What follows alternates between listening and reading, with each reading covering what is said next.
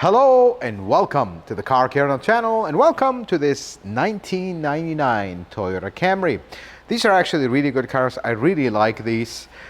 This particular one has just over 100,000 miles. It got towed in the shop with a problem, and we are kind of going to revisit an old problem with the 5S FE, which is an engine we don't really talk about a lot. It's a really good engine with one fatal problem, which unfortunately happens to be this one.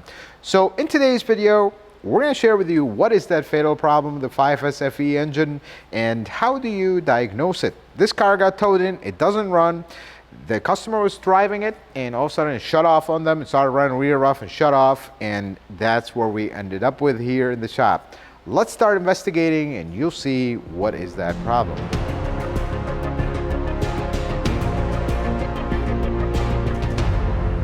Let's see what we have here. This is the 5S FE engine. It's one of the oldies but goodies. This engine is 2.2 liter, 4-cylinder engine. Very good engine. Doesn't really have a lot of known issues except the one that we're going to investigate today. So this engine loves to leak oil all over the place. That's just one of their things.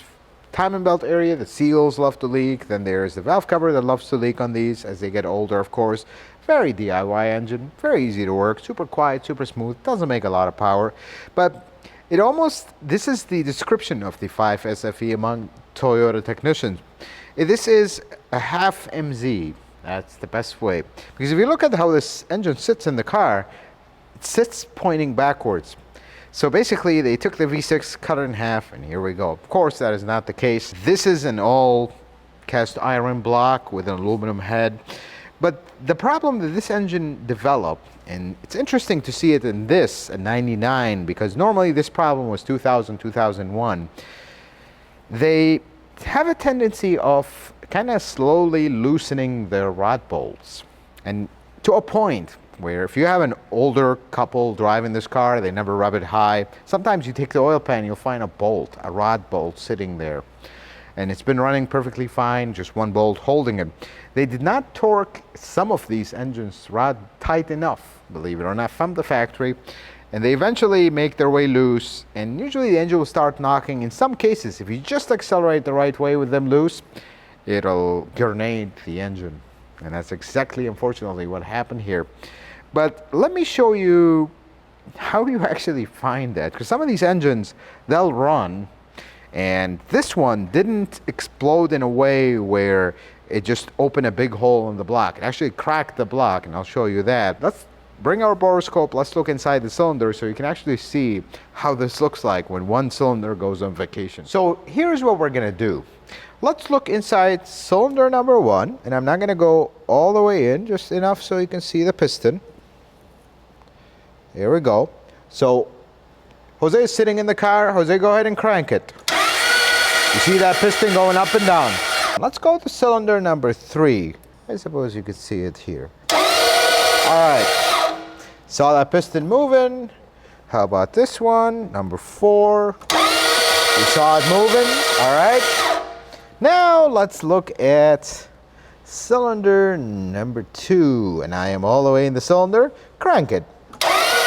That is not good.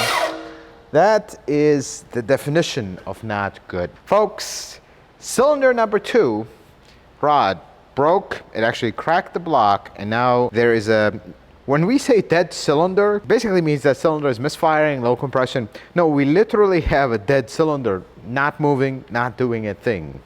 And just for curiosity's sake, let us take a look at the valves, see if anything got physically damaged there. No, not really. I don't see anything that got hit. Let's look in the cylinder itself. Oh, do you see that, folks? This cylinder is trashed. I mean, there is dings on the cylinder wall. There's all kinds of damage.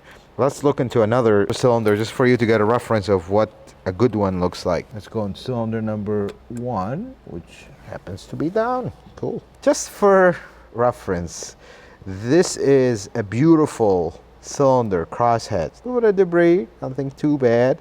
Actually, I take that back. We might have a spot that is worn down. No, that was just a reflection. Just some oil. I actually sprayed oil in these to see if we have something seized initially. But look at that beautiful crosshatch. Looks beautiful. But unfortunately, this beautiful engine is not long for the world. There is no repairing this, folks. And actually, when we started cranking it, oil starts leaking out just underneath the oil filter. I mean, this thing's been sitting for a while. It's because that's where the crack is in the block. This is so sad because this is actually a very clean car. It only has 100,000 miles. Runs good, according to the owner before, and I can see it's well maintained. Everything's original. Timing belt's been done. Everything's taken care of. But then the engine decides to do that. So if you own a 5S FE and you're worried about this, your blood pressure is going up right now, don't. Here's what I would do, especially if you're a DIY mechanic. Pull the oil pan, a little bit tight on this engine to pull because of the exhaust, but not something very difficult. Pull the oil pan down, clean things up, reach the rods. You can actually reach them. In some cases, it's easier to remove the balance shaft, which is really not difficult to remove. Retorque all the rod bolts. And if you pull your oil pan and you find a rod bolt just sitting there, it will be a scary moment. Don't panic. As long as this engine runs fine, doesn't make noise, put that bolt back where it fell off from. And I know to some people that work on cars, this is very funny when you see a rod bolt sitting there and engine running fine. But believe it or not, you will see that sometimes. And torque all the bolts down and you shouldn't have issues. And just for safe measure, and in case, because Toyota never actually confirmed that yes, we left those loose or some of them were loose, just in case, repeat that every 5 years. Because otherwise, this is one of the best engines they made. Super reliable. Worst case scenario, when you have 400,000 or 500,000 miles, maybe a head gasket if you don't take care of it. And the spark plugs love to get replaced every 30,000, and the spark plug wires, and it loves to leak oil. This is one of the engines that it seems like every 3-4 years you have to go over the whole thing just to get rid of the oil leaks. There is one thing on this engine, however, that I want to mention that a lot of people do not know about. So the valve cover on this loves to leak. But then sometimes you fix the valve cover and 2 days later it's leaking oil from the side, specifically this side of the engine where the coil is. See, this 5S FE started life as a distributor engine, but then as things got better, more technology, in '97 when this generation Camry came out, they got rid of the distributor, they put the waste spark system. But this engine was designed for a distributor, so it had a spot for a distributor. So what they did is, the spot where the distributor used to go and used to have that O-ring that also loves to leak, they put a plug, a round plug. It basically has almost a cam cap, and they put a plug. That plug loves to leak oil. And most people who do not know this engine very well, they'll replace the valve cover, and then a week later, still leaking, and if anything worse, it's like, what's going on? We just replaced it. They will go replace the valve cover itself, thinking it's warped. Well, it's still leaking. It's actually that plug on the side. Very common with these. And another thing that this engine loves to do that is get oil in the spark plug tubes, and then the car starts running rough and all kinds of stuff. These were the last, if memory serves right, these were the last engines from Toyota where the spark plug tubes were not pressed in. They were actually screwed in. So there's a tool that holds the spark plug tube and unthreads it. And then you can clean it up, put sealer, you could use FIPG or some kind of silicone sealer, put it back, and it won't leak again. This engine has a lot of little stuff. This was one of the last engines that has a water pump and a water pump housing. So when you replace the water pump, you could actually replace the housing as well, and life is better. And then the way it sits, the slanted back, this is a lot of little stuff. This engine also has EGR, which is kind of ancient EGR. They're not known to have a lot of problems, so as they get older, they do have some problems with the diaphragm, because this is all vacuum controlled. But there's one problem with EGR in this engine, super common. I think the code was P0401 or something of that nature. There is a solenoid right underneath the intake manifold, the worst location in the planet. Loves to go out, and you replace it all the time. That's very common. And this is a timing belt engine.